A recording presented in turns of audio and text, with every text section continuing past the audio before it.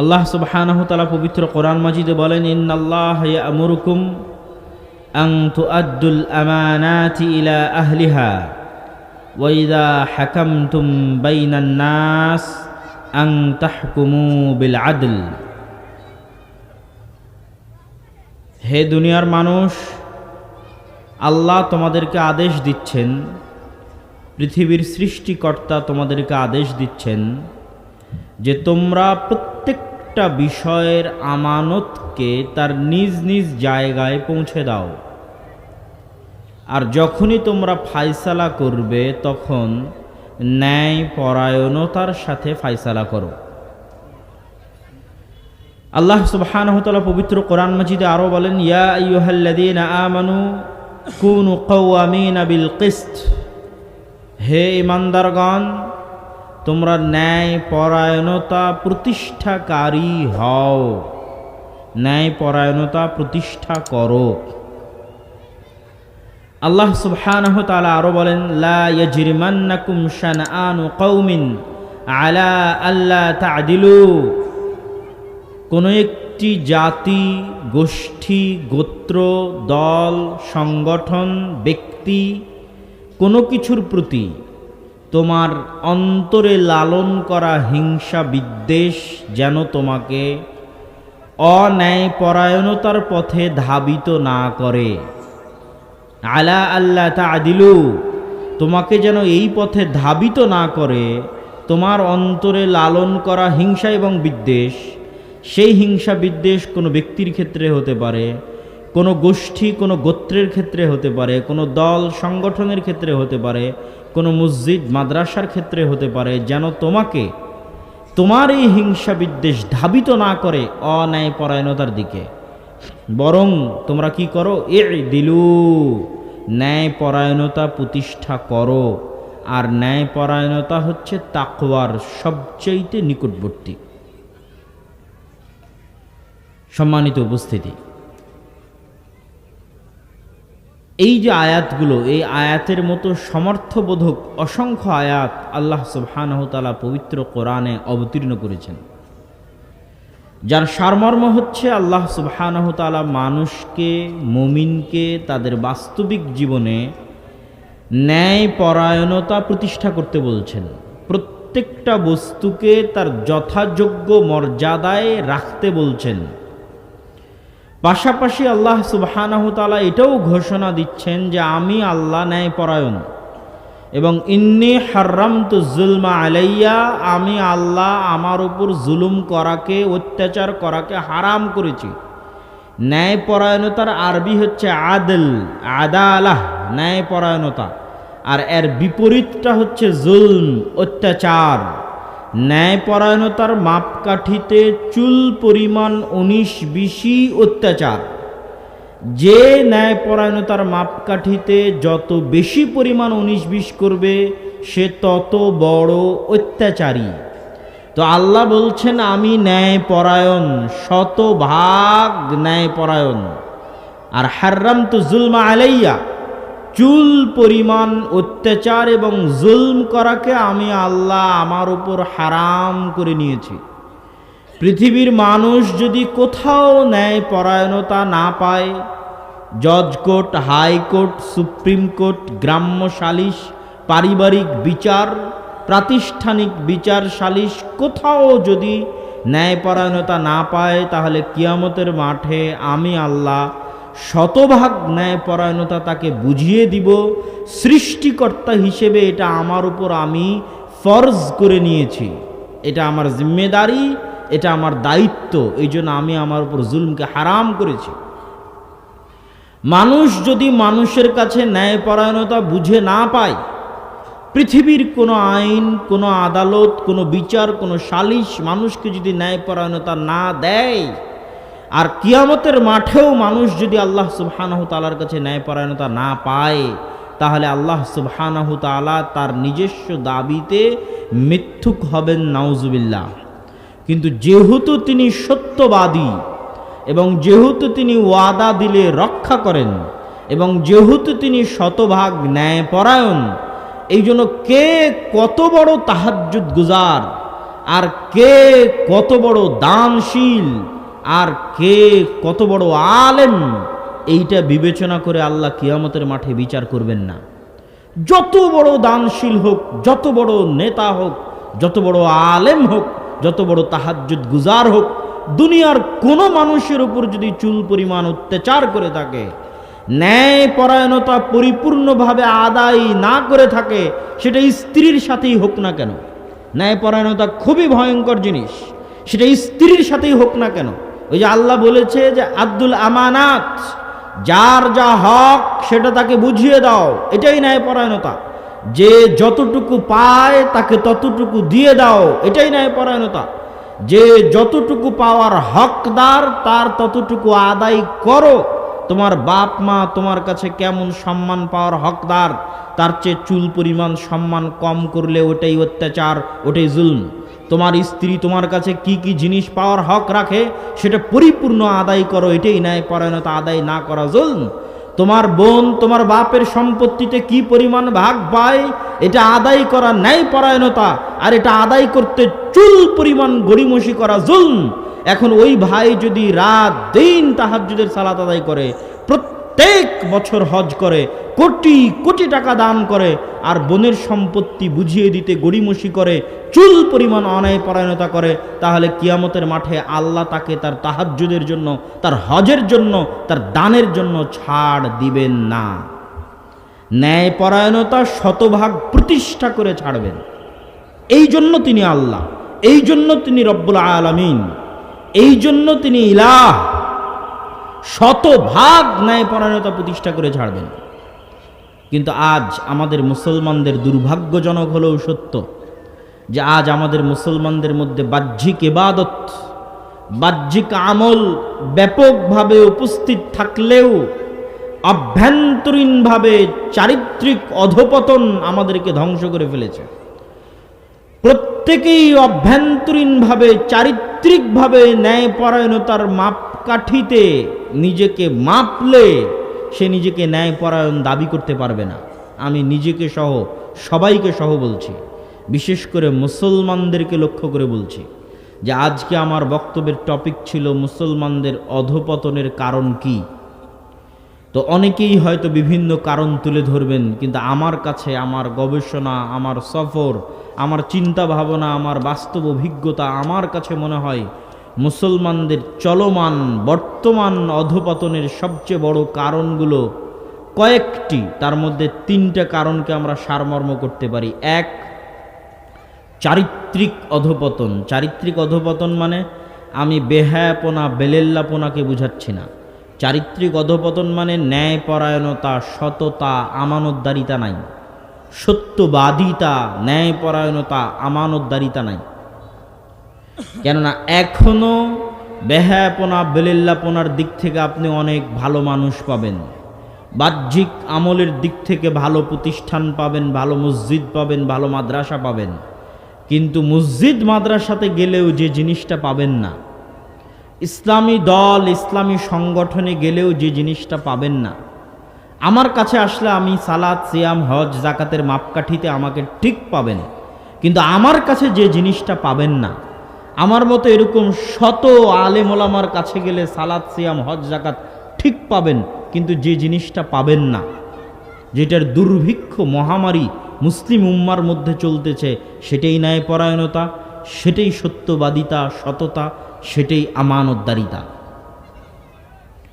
হয় মসজিদ কমিটি ইমাম সাহেবের উপর জালেম, কেননা সে ন্যায়পরায়ণতা করতে পারছে না, অথবা ইমাম সাহেব তার মুয়াজ্জিনের উপর জালেম, তার সাথে ন্যায়পরায়ণতা করতে পারছে না। ইসলামী দল, ইসলামী সংগঠনে কেউ ন্যায়পরায়ণতার ভিত্তিতে পদ পাচ্ছে না, দায়িত্ব পাচ্ছে না। যে যত বেশি চামচামি করতে পারছে, যে যত বেশি নেতাকে সন্তুষ্ট করতে পারছে, সেই পদের দিক থেকে এগিয়ে যাচ্ছে। কাজের ভিত্তিতে, ন্যায়পরায়ণতার ভিত্তিতে কেউ দায়িত্ব পাচ্ছে না। যেখানে যাবেন তিনটে জিনিসের অভাব দেখবেন: ন্যায়পরায়ণতা, আমানতদারিতা, সত্যবাদিতা। মাদ্রাসা হোক, মসজিদ হোক, ইসলামী দল হোক, সংগঠন হোক, কিন্তু সালাত, সিয়াম, হজ, জাকাত আছে। এমনকি এমনও মুসলিম পাবেন এমনও শত শত মুসলমান পাবেন যারা অন্যের সম্পত্তি অন্যায়ভাবে ভক্ষণ করে আবার সেই টাকা দিয়ে হজ করতে গেছে। আছে না নাই?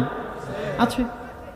এবং বাংলাদেশের সরকারি লেভেলের প্রত্যেকটা ধাপে ধাপে পদক্ষেপে পদক্ষেপে দুর্নীতি আছে।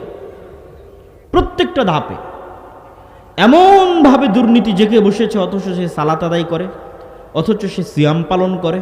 আমি কতদিন সচিবালয়ে গেছি আমাদের একটা প্রাতিষ্ঠানিক কাজের জন্য, এই বছর বহুদিন সচিবালয়ে গেছি। বহু সচিব দেখবেন সালাত আদায় করছে, সিয়াম পালন করছে, বৃহস্পতিবারেরও সিয়াম পালন করছে, কিন্তু সে তার দায়িত্বের জায়গায় ন্যায়পরায়ণ নয়। তখন আমি বুঝলাম যে মুসলমানদের সমস্যা তো আসলে এখানে। একটা প্রজেক্ট আনতে হলে সে রাস্তাঘাট হোক, যে কোনো কিছু হোক, এক একটা প্রজেক্টের অন্তত 25 থেকে 30% টাকা শুধু অবৈধভাবে ব্যয় হয়। একটা প্রজেক্ট যখন সরকারি অর্থ ওই বরাদ্দ হয়, যে কোনো প্রজেক্টের আপনি ভাগ দিবেন, ওই বরাদ্দের 25 থেকে 30% অর্থ অন্যায়ভাবে ব্যয় হয়। প্রজেক্ট কোন ঠিকাদারে পাবে, সেই ঠিকাদারে যাদের কাছ থেকে প্রজেক্ট নিয়ে আসবে তাদেরকে ঘুষ দিয়ে এসেছে, সাইট ইঞ্জিনিয়ারকে ঘুষ দিচ্ছে, স্থানীয় এমপি মন্ত্রী নেতা খেতাকে ঘুষ দিচ্ছে, নিজে নিচ্ছে। খুব জোর 60 অথবা 70% অর্থ ওই জায়গায় ব্যয় হয়, আর বাকি 30 থেকে 40% অর্থ অন্যায়ভাবে ব্যয় হয়। এবং এই ধরনের দুর্নীতির সাথে ব্যাপকভাবে মুসলমানেরা জড়িত, ব্যাপকভাবে। কয়টা মানুষকে আপনি আলাদা করতে পারবেন আমি নিজেও জানি না। কয়টা মুসলমানকে আপনি আলাদা করতে পারবেন ন্যায়পরায়ণতার মাপকাঠিতে, সত্যবাদিতার মাপকাঠিতে, আমানতদারিতার মাপকাঠিতে আমি নিজেও জানি না। বাংলাদেশে আমার ভোটের সময় কখনো থাকা হয়নি, এবার ছিলাম। প্রত্যেকটা মানুষ মিথ্যা কথা বলছে, জ্বলন্ত মিথ্যা কথা বলতেছে, চোখের সামনে মিথ্যা বলছে। প্রত্যেকটা প্রার্থীকে মিথ্যা বলছে যে আমি আপনাকে ভোট দিব, মিথ্যা বলে টাকা নিয়ে নিচ্ছে। অথচ সে ঈদের সালাতে আসতেছে, জুমার সালাতে আসতেছে, মসজিদ মাদ্রাসার কমিটির সভাপতি হিসেবে আছে, দায়িত্ব পালন করতেছে। তাহলে বাহ্যিকভাবে মুসলমানদের দাড়ি, টাকনোর উপর কাপড়, সালাত সিয়াম ঠিক আছে, কিন্তু ভিতর থেকে এরা খোখলা হয়ে গেছে চারিত্রিকভাবে, চরমভাবে চারিত্রিক অধপতনের শিকার। ইউরোপ এবং ইউকেতে বসবাসরত মুসলমানদের অনেকেই, আমি তাদেরকে কষ্ট দেওয়ার জন্য নয়, অনেকেই মিথ্যা বলে সরকারের কাছ থেকে বেনিফিট নেয়। 80% হতে পারে, 70% মুসলমান হতে পারে, মিথ্যা বলে। গভর্নমেন্টের কাছে মিথ্যা বলে, সেই দেশের গভর্নমেন্টের কাছে মিথ্যা বলে বেনিফিট নেয় যাতে অতিরিক্ত টাকা পাওয়া যায়। কেননা ওই দেশে চাইল্ড বেনিফিট আছে, ছোট বাচ্চা হলে তার বেনিফিট আছে, বেকার থাকলে তার বেনিফিট আছে, বয়স্ক হলে তার বেনিফিট আছে, ভাতা আছে। বেনিফিট মানে ভাতা। তো মিথ্যা বলে বেনিফিট নেয়। তাহলে মুসলমানদের, বেশিরভাগ মুসলমানদের রক্তের মধ্যে, মাংসের মধ্যে অন্যায়, অসততা, মিথ্যা, দুর্নীতি এগুলো প্রবেশ করে গেছে রক্তের মধ্যে। এবং সরকারি লেভেল বাদ দেন, যারা স্থানীয় পর্যায়ে ব্যবসা বাণিজ্য করে খাচ্ছে, তারাও প্রত্যেকটা ধাপে ধাপে মিথ্যা বলে অর্থ ইনকাম করতেছে, প্রত্যেকটা পদক্ষেপে মিথ্যা বলতেছে। তাদের কাছে সবচেয়ে সহজ কাজ মিথ্যা বলা, সবচেয়ে সহজ কাজ অন্যায় করা তথা ন্যায়পরায়ণতা ঠিক না রাখা, সবচেয়ে সহজ কাজ গীবত করা, সবচেয়ে সহজ কাজ গালি দেওয়া, সবচেয়ে সহজ কাজ অপবাদ দেওয়া। অথচ সবাই সালাত আদায়কারী, সবাই সিয়াম পালনকারী, সবারই টাকনোর উপর কাপড়, সবারই মুখে দাড়ি। তাহলে সমস্যা ওখানে নয়, সমস্যা কোথায় সেটা আমাদের খুঁজে বের করতে হবে। সম্মানিত উপস্থিতি, তাহলে মুসলমানদের সামগ্রিক অধপতনের 1 নাম্বার বলেছি চারিত্রিক অধপতন। এবং এই চারিত্রিক অধপতন দেখা দিয়েছিল বানু ইসরাইলের মধ্যে। চারিত্রিক অধপতন মানে আমি বেহায়াপনা, বেলেল্লাপনার কথা বলিনি। সত্য বলার সাহস নাই, ন্যায়পরায়ণতা বাস্তবায়ন করার হ্যাডম নাই, সাহস নাই, হিম্মত নাই। চুরি, বাটপারি, দুর্নীতি, মিথ্যার মধ্যে জীবন, জন্ম থেকে মৃত্যু পর্যন্ত। এই জন্য এরা গোলাম। আর একই স্বভাব প্রবেশ করেছিল বানু ইসরাইলের মধ্যে। বানু ইসরাইল কারা? নবী ইয়াকুব আলাইহিস সালাতু ওয়াস সালামের সন্তানদের বলা হয় বানু ইসরাইল। ইয়াকুব আলাইহিস সালাতু ওয়াস সালামের অপর নাম হচ্ছে ইসরাইল। ইয়াকুব আলাইহিস সালাতু ওয়াস সালাম কার সন্তান? ইসহাক আলাইহিস সালাতু ওয়াস সালামের সন্তান। ইসহাক আলাইহিস সালাতু ওয়াস সালাম কার সন্তান? ইব্রাহিম আলাইহিস সালাতু ওয়াস সালামের সন্তান। এখানে একটা মজার কথা বলে রাখি, পৃথিবীর তিনটা ধর্ম হচ্ছে সেমেটিক রিলিজিয়ান বা আব্রাহামিক রিলিজিয়ান। ইব্রাহিম আলাইহিস সালাতু ওয়াস সালামের ডিসেন্ডেন্ট, তার বংশধর দাবি করে মিল্লাতে ইব্রাহিমের অনুসারী হওয়ার দাবিদার পৃথিবীর তিনটা ধর্ম, ইহুদি, খ্রিস্টান, ইসলাম, মুসলমানেরা। যদিও সবাই মুসলমান ছিলেন, আল্লাহ কোরআনে বলছেন ইব্রাহিম ইহুদিও ছিলেন না, নাসারাও ছিলেন না, বরং কি ছিলেন? মুসলিমা, মুমিনা, তিনি মুসলিম ছিলেন। কিন্তু যেমন আমরা মুসলমানদের মধ্যে থেকে হানাফি, শাফি ইত্যাদি ভাগ করে নিয়েছি, ওই রকম একটা সময় মুসলমান থাকতে থাকতে তারা নিজেদের নামের উপর চড়িয়ে নিয়েছে নাসরানি, নিজেদের নামের উপর চড়িয়ে নিয়েছে ঈসাই, নিজেদের নামের উপর চড়িয়ে নিয়েছে ইয়াহুদি, ঠিক আছে, এই ধরনের নাম তারা নিজেদের উপর চড়িয়ে নিয়েছে, কিন্তু তারাও আব্রাহামিক রিলিজিয়ান। ইব্রাহিম আলাইহিস সালাতু ওয়াস সালামকে তারা বলে আব্রাহাম, ইসহাক আলাইহিস সালাতু ওয়াস সালামকে তারা বলে আইজ্যাক, ইয়াকুব আলাইহিস সালাতু ওয়াস সালামকে তারা বলে জ্যাকব, ইউসুফ আলাইহিস সালাতু ওয়াস সালামকে তারা বলে জোসেফ, দাউদ আলাইহিস সালাতু ওয়াস সালামকে তারা বলে ডেভিড, ঈসা আলাইহিস সালাতু ওয়াস সালামকে তারা বলে জেসাস, মুসা আলাইহিস সালাতু ওয়াস সালামকে তারা বলে মোজেস। মেইন ঘটনাগুলো এক। যেমন নূহ আলাইহিস সালামের বন্যার ঘটনা কোরআনে আছে, তেমন নূহ আলাইহিস সালামের বন্যার ঘটনা তাওরাতে আছে, তোরা, তারা বলে তোরা, ওল্ড টেস্টামেন্ট। তেমন নূহ আলাইহিস সালামের বন্যার ঘটনা ইনজিল বা নিউ টেস্টামেন্ট বা বাইবেলের মধ্যেও আছে। ঘটনার ধারা বিবরণীতে পার্থক্য থাকতে পারে। যেমন ইসমাইল আলাইহিস সালাতু ওয়াস সালামের জবাই করার ঘটনা কোরআনে আছে, ঠিক তেমনি জবাইয়ের ঘটনা তোরাহ বা তাওরাত বা ওল্ড টেস্টামেন্টেও আছে, ইনজিল বা নিউ টেস্টামেন্ট বা বাইবেলেও আছে। কিন্তু সেখানে নাম পরিবর্তন হয়ে আছে ইসহাক। তারা দাবি করে ইব্রাহিম আলাইহিস সালাতু ওয়াস সালাম ইসহাক আলাইহিস সালাতু ওয়াস সালামকে জবাই করেছিলেন আল্লাহর জন্য, আর তিনি একমাত্র দয়াপ্রাপ্ত এবং রহমতপ্রাপ্ত। আর কোরআন বলছে না, ইব্রাহিম আলাইহিস সালাতু ওয়াস সালাম জবাই করেছিলেন ইসমাইল আলাইহিস সালাতু ওয়াস সালামকে, আর উভয়ই দয়াপ্রাপ্ত এবং রহমতপ্রাপ্ত। ইসহাক এবং তার বংশধরেরাও দয়াপ্রাপ্ত, রহমতপ্রাপ্ত, ইসমাইল এবং তার বংশধরেরাও দয়াপ্রাপ্ত এবং রহমতপ্রাপ্ত। যাক, এই সংক্ষিপ্ত সারমর্মের পর আমরা একটু বানু ইসরাইলের পরিচয় দেখি। তাহলে ইয়াকুব বিন ইসহাক বিন ইব্রাহিম, তো ইয়াকুব আলাইহিস সালাতু ওয়াস সালামের 12 সন্তান, 12 সন্তানের এক সন্তান ইউসুফ আলাইহিস সালাতু ওয়াস সালাম কুয়ার মধ্যে পড়ে বাজারে বিক্রি হয়ে গেলেন মিশরের। আজও ফিলিস্তিন থেকে মিশরের যোগাযোগ, যেমন এখনকার নিউজ, আপডেট নিউজ হচ্ছে যে গাজার মানুষজন বিভিন্ন অঞ্চল ছেড়ে দিয়ে পালিয়ে গিয়ে মিশরের সীমান্তবর্তী রাফা ক্রসিংয়ে আশ্রয় নিয়ে আছে। গাদাগাদি করে তাঁবু টানিয়ে 20 লক্ষ মানুষ অবস্থান করছে, পশু প্রাণীর মতো, গরু ছাগলের মতো। তাদের কোনো বাড়িঘর নাই, কিছু নাই, কেননা সব ভেঙে ফেলেছে, চুরমার করে দিয়েছে বোমা বর্ষণ করে। মানবেতর জীবনযাপন করছে তারা রাফা ক্রসিংয়ে। এখন ইসরায়েল চাচ্ছে সেখানেও হামলা করতে, এখনো শুরু করেনি, আল্লাহ সুবহানাহু ওয়া তাআলা জানে কবে শুরু করবে। তো এই রাফা ক্রসিংটাই হচ্ছে মিশরের সাথে সংলগ্ন ফিলিস্তিনের ভূমি। তো ইসহাক, ইয়াকুব, ইব্রাহিম এরা বাস করতেন ফিলিস্তিনে, আর ইব্রাহিমের বাবা বাস করতেন ইরাকে। ইরাক থেকে হিজরত করে ইব্রাহিম এসেছেন ফিলিস্তিনে। আর লূত আলাইহিস সালাতু ওয়াস সালামের শহর যখন আল্লাহ উল্টিয়ে দিয়েছে, তখন লূত আলাইহিস সালাতু ওয়াস সালামও এসেছেন ফিলিস্তিনে, জেরুজালেমে, আল আরজুল মুকাদ্দাসা, পবিত্র ভূমি। এগুলো সব কোরআনে বলা আছে, যা বলছি সবই কোরআনে। তো ইউসুফ আলাইহিস সালাতু ওয়াস সালাম প্রথম ফিলিস্তিন থেকে গেলেন মিশরে, তারপরে জেলখানা থেকে মিথ্যা অপবাদ নিয়ে জেল খেটে তিনি হয়ে গেলেন মন্ত্রী। মন্ত্রী হওয়ার পর তার বাপ এবং বাকি 11 ভাইকে মিশরে ডেকে পাঠালেন।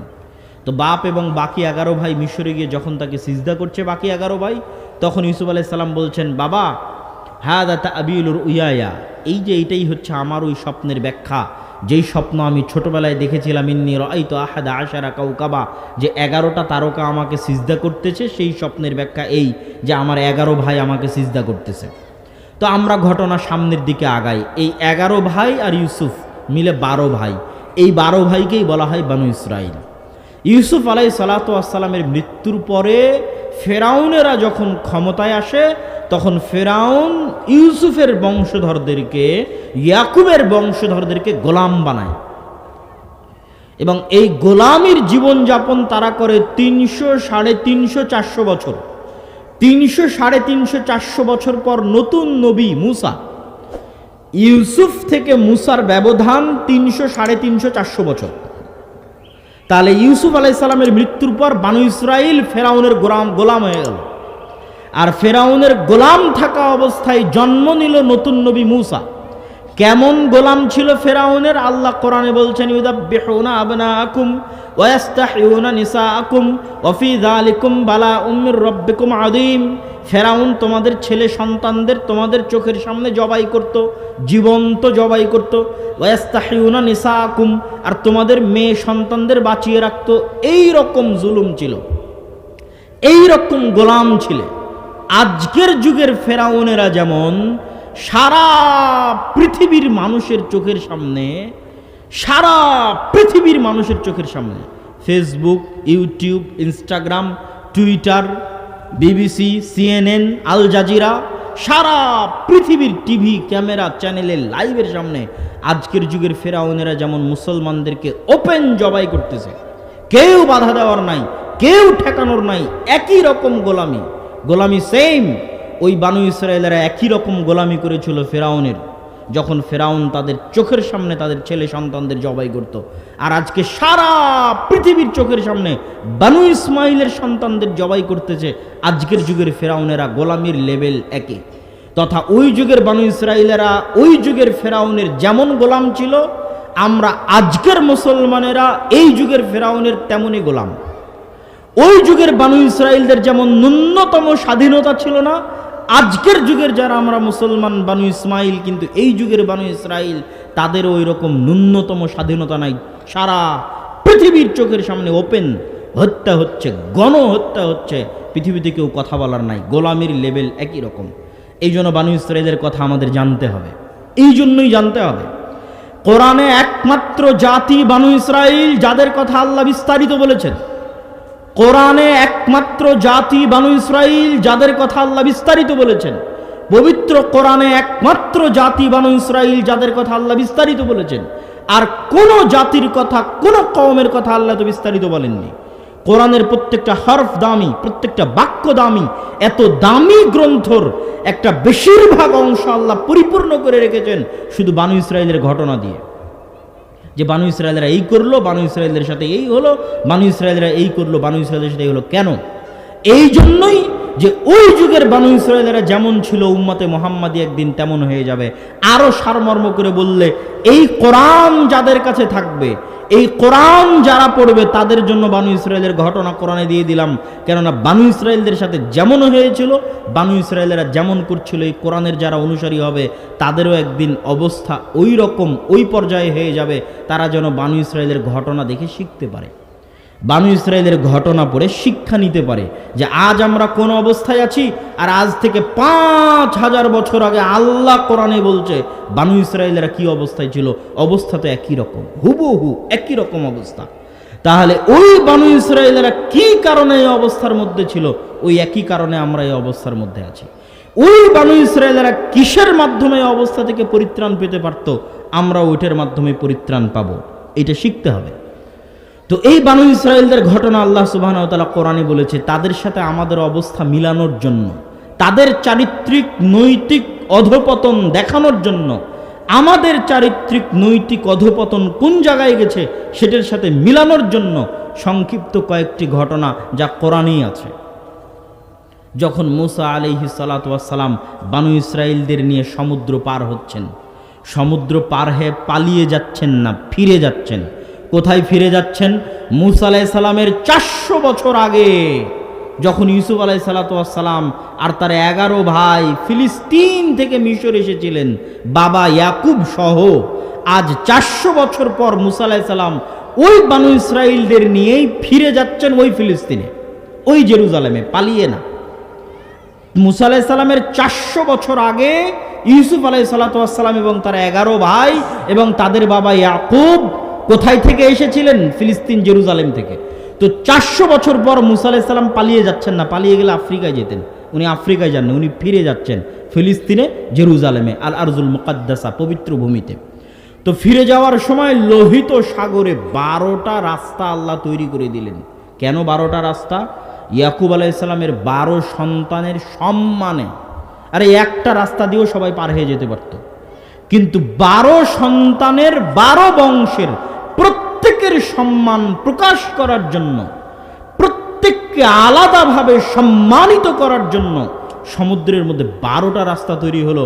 12টা রাস্তা দিয়ে 12টা গোত্র, 12টা সন্তানের 12টা বংশধর পার হয়ে গেল। পার হয়ে যাওয়ার পর বিশাল মরুভূমি, আজও মরুভূমি। আজও যেখানে তুর পাহাড় আছে, সেই তুর পাহাড়ের আশেপাশে সিনাই মরুভূমি, বিশাল মরুভূমি। সৌদি আরবের সীমান্তবর্তী, মিশরের সীমান্তবর্তী, ইসরায়েল, ফিলিস্তিন, জর্ডানের সীমান্তবর্তী এই মধ্যের বিশাল মরুভূমির নাম সিনাই মরুভূমি। এই মরুভূমির মধ্যে আছে তুর পাহাড়, যেই পাহাড়ে ইবাদত করতে গেছিলেন মুসা আলাইহিস সালাতু ওয়াস সালাম 40 রাতের জন্য আল্লাহ সুবহানাহু ওয়া তাআলার।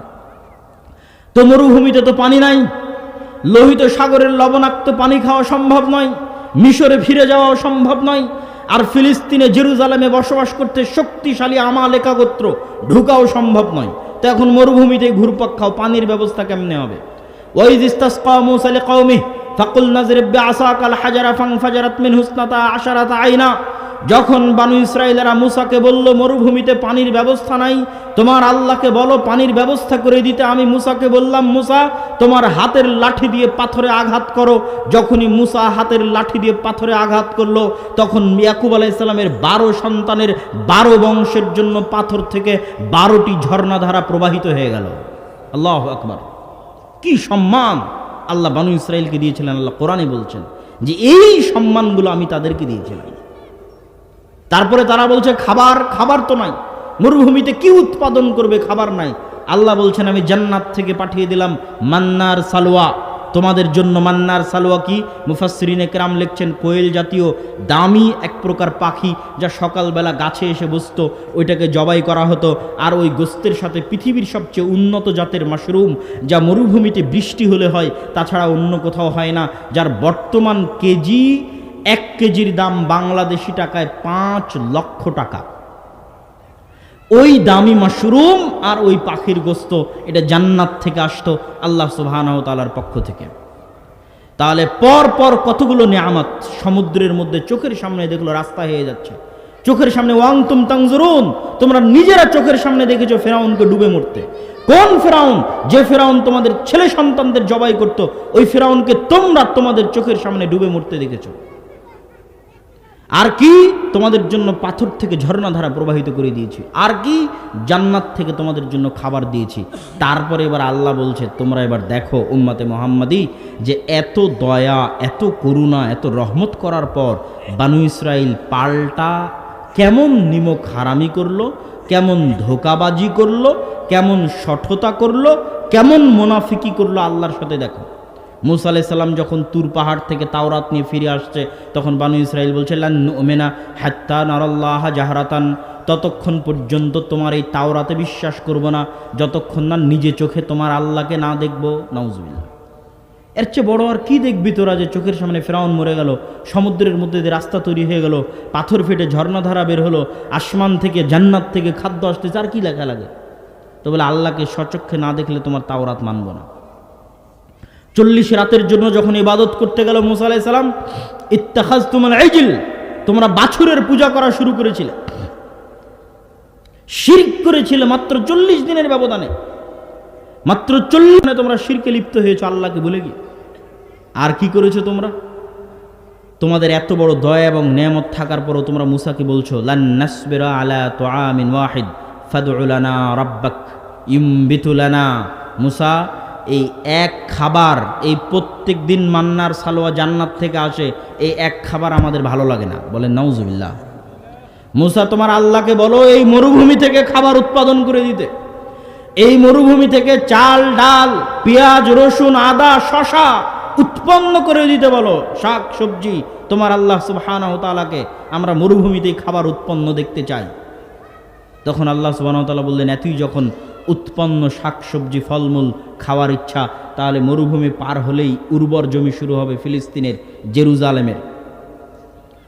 যুদ্ধ করে বিজয় করো, যা ভালো লাগে আবাদ করে খাও। যুদ্ধ করে বিজয় করতে হবে। তখন তারাই এই বানু ইসরাইলি উত্তর দিল, ইযহাব আনতা ওয়া রাব্বুকা ফাকাতিলা, মুসা তুমি আর তোমার আল্লাহ গিয়ে যুদ্ধ করো, যুদ্ধ করে যেই দিন তোমাদের বিজয় হয়ে যাবে ওই দিন আমাদেরকে বলিও, আমরা এখানে বসে থাকলাম, আমরা যুদ্ধ করতে পারবো না। বলে নাউজুবিল্লাহ। শুধু তাই নয়, যখন এই ঘটনা ঘটলো তখন মুসা আলাইহিস সালাম হতাশ হয়ে গেলেন। মুসা আলাইহিস সালাম বলেন, আল্লাহ আমি আর আমার ভাই ছাড়া এই জাতির দায়িত্ব আমি নিতে পারবো না। এগুলো সব কোরআনে আল্লাহ বলেছেন, যা বলছি প্রত্যেকটা কথা কোরআনে আছে। আমি বলেছি যে বানু ইসরায়েলের ঘটনা আল্লাহ যত বিস্তারিত কোরআনে বলা হয়েছে এই জাতির ঘটনা, আর কোনো জাতির ঘটনা এত বিস্তারিত বলা হয়নি। কেন এত বিস্তারিত কোরআনে এই জাতির ঘটনা? কেন? এটা বুঝতে হবে। এর মধ্যে আমাদের জন্য শিক্ষা আছে। কেন আমরা ওরকম হয়ে গেছি?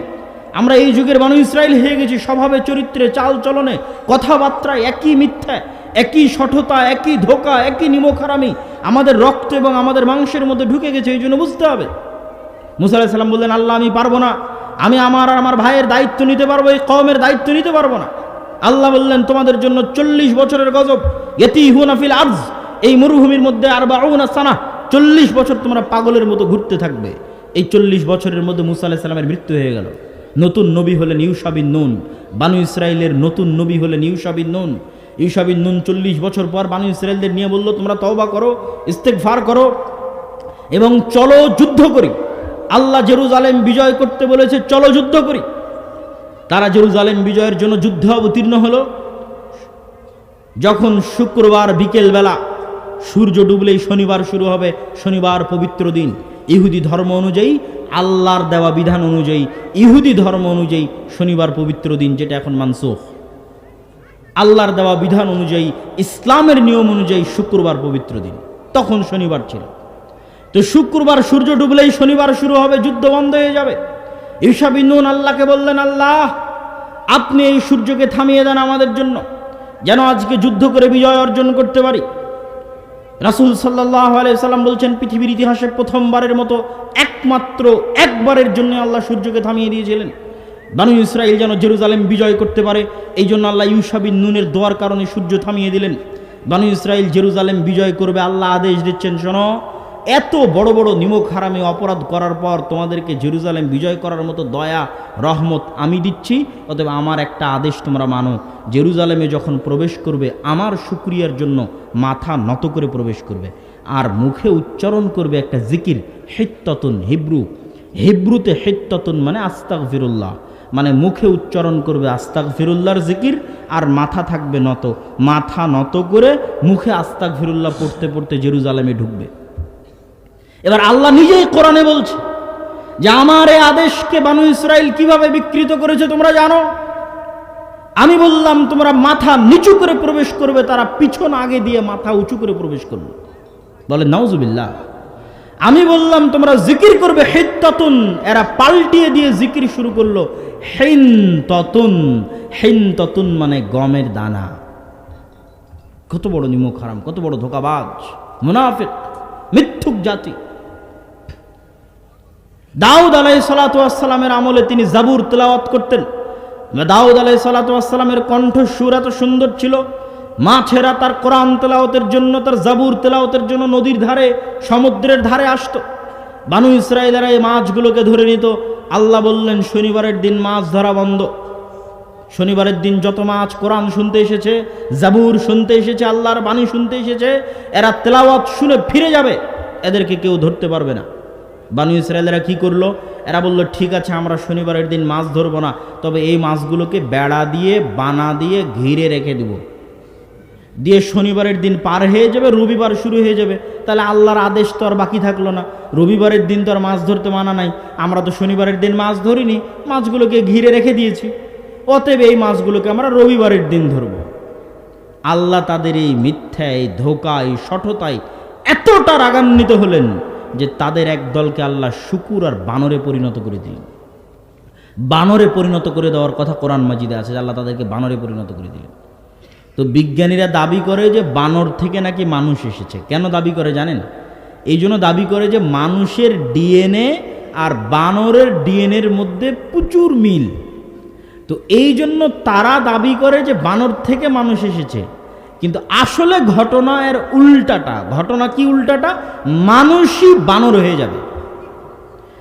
কেননা মানুষের ডিএনএর সাথে বানর আর শুকুরের ডিএনএর এত মিল যে আল্লাহ যদি মানুষকে মানুষ রাখা অবস্থায় আর দ্বিতীয় কোনো প্রাণী বানাতে চান, সামান্য পরিবর্তন করে আর দ্বিতীয় কোনো প্রাণীতে আল্লাহ আমাদেরকে রূপান্তর করতে চান, আমার শরীরের মধ্যে সামান্য ডিএনএ পরিবর্তন করে আল্লাহ আমাকে দ্বিতীয় কোনো প্রাণী বানাতে চাইলে অতি সহজে অতি অল্প সময় আল্লাহ আমাকে শুকুর আর বানর বানিয়ে দিতে পারবে। কেননা আমার ডিএনএর সাথে বানর আর শুকুরের ডিএনএর মিল আছে। ওদের থেকে আমরা আসিনি, কিন্তু আমরা ওরা হয়ে যাব, যেমন বানু ইসরায়েলেরা হয়েছিল। যেমন আল্লাহর নবী বলেছে আমার উম্মতের একটা অংশ বানর শুকুর হয়ে যাবে। এটা হওয়া খুবই সহজ, এটা চোখের পলকে হয়ে যাবে। যেমন চোখের পলকে মানুষ ক্যান্সার আক্রান্ত হয়ে যাচ্ছে, এরকম চোখের পলকে শরীরের কোথাও কোষ বৃদ্ধি হয়ে যাচ্ছে, ক্যান্সার চোখের পলকে। এরকম চোখের পলকে সামান্য ডিএনএ পরিবর্তন হয়ে যাবে, সকালে ঘুম থেকে উঠে দেখবে বানর হয়ে গেছে, সকালে ঘুম থেকে উঠে দেখবে শুকুর হয়ে গেছে।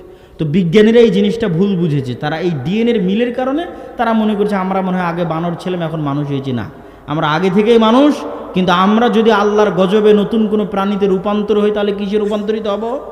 বানরে অথবা শুকুরে, যেটা বানু ইসরায়েলেরা হয়েছিল। সম্মানিত উপস্থিতি, তাহলে এই যে বানু ইসরায়েলের সঠতা এবং ধোঁকা দেখলেন, এবার বলেন তো যেই বানু ইসরায়েলেরা এরকম মিথ্যা, এরকম মুনাফিকি, এরকম সঠতা, এরকম ধোঁকার মধ্যে আছে, এরা কার সন্তান? ভুলে গেছেন মনে হয়। কার সন্তান? ইয়াকুব আলাইহিস সালামের সন্তান, নবীদের সন্তান, ইব্রাহিম আলাইহিস সালামের সন্তান। আলোচনা তো শুরুই করেছিলাম সেটা দিয়ে, ভুলে গেলে হবে না তো। এরা তো তারাই যাদের জন্য আল্লাহ 12টা রাস্তা তৈরি করলেন সমুদ্রে। তো তারা কারা? তারা ইয়াকুব আলাইহিস সালামের 12 সন্তান।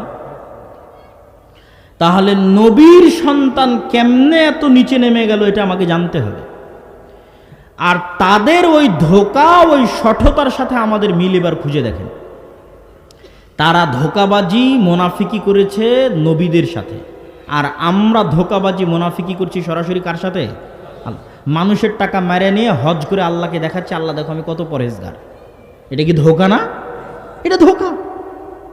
সবাই আমরা ধোঁকা দিচ্ছি। আমি তলে তলে সুদ ঘুষের সাথে জড়িত আছি, দুর্নীতির সাথে জড়িত আছি, বাহিরে মানুষকে দেখাচ্ছি দেখো আমি কত বড় হাজি, কত বড় নামাজি, কত বড় দাড়িয়ালা। আল্লাহকেও দেখাচ্ছি দেখো আল্লাহ আমি কত বড় দানশীল। তো আমি তো ধোঁকাবাজ, আমি তো অন্যের সম্পদ জোর করে মেরে নিয়েছি, আমি তো দুর্নীতির সাথে জড়িত আছি, আমি তো সকাল সন্ধ্যা মিথ্যা বলে টাকা ইনকাম করছি। তাহলে তো আমি মিথ্যুক, আমি তো ধোঁকাবাজ। তাহলে এই ধোঁকাটা, এই গেমটা আমরা আমাদের সাথে যে গেমটা আমরা খেলতেছি, এটা মূলত আল্লাহকে ধোঁকা দেওয়ার জন্য। আর ওরা এই ধোঁকাটা দিতে চাইতো নবীকে। তো এখন যদি বানু ইসরায়েলেরা উঠে, নতুন করে জেগে উঠে, তাহলে জেগে উঠে যদি উম্মতে মুহাম্মাদিকে দেখে, তাহলে ওরাই লজ্জা পাবে যে আমরা এদের চেয়ে ভালো ছিলাম। এরা যে পরিমাণ মিথ্যা বলতে পারে, যে পরিমাণ দুর্নীতি করতে পারে, যে পরিমাণ ধোঁকা দিতে পারে, যে পরিমাণ 2 নাম্বারি করতে পারে, তারপরে আবার এই মিথ্যা, এই দুর্নীতি, এই ধোঁকার টাকার উপর ভিত্তি করে আবার হজও করে, আবার নামাজও পড়ে, আবার দানও করে। এ কোন আজীব গেম, আজীব খেলা, আজীব ধোঁকার খেলা। সম্মানিত উপস্থিতি, এই জন্য তাদের ঘটনা বলে দেখালাম যে আপনি মিলিয়ে দেখেন তাদের ধোঁকাবাজি আর আমাদের ধোঁকাবাজি, তাদের মিথ্যা আর আমাদের মিথ্যা। এবার চলে আসেন তারা নবীর সন্তান হওয়ার পরও এই রকম নিম্ন শ্রেণীর আচরণ কেন করত? আর আমরা মুসলমানেরা কি উন্নত চরিত্রের ছিলাম না যে আমরা আজকে এত নিম্ন আচরণ করছি? এবার মুসলমানদের উন্নত চরিত্র দেখেন। তাদেরও কারণ বলি, তার আগে মুসলমানদের 2-1টা উন্নত চরিত্র দেখেন। ওমর রাদিয়াল্লাহু তাআলা আনহু ন্যায় পরায়ণতার মাপকাঠিতে নিজেকে শতভাগ ঠিক রাখবেন। এই জন্য ওমর রাদিয়াল্লাহু তাআলা আনহু নিজেকে ন্যায় পরায়ণতার মাপকাঠিতে শতভাগ ঠিক রাখবেন।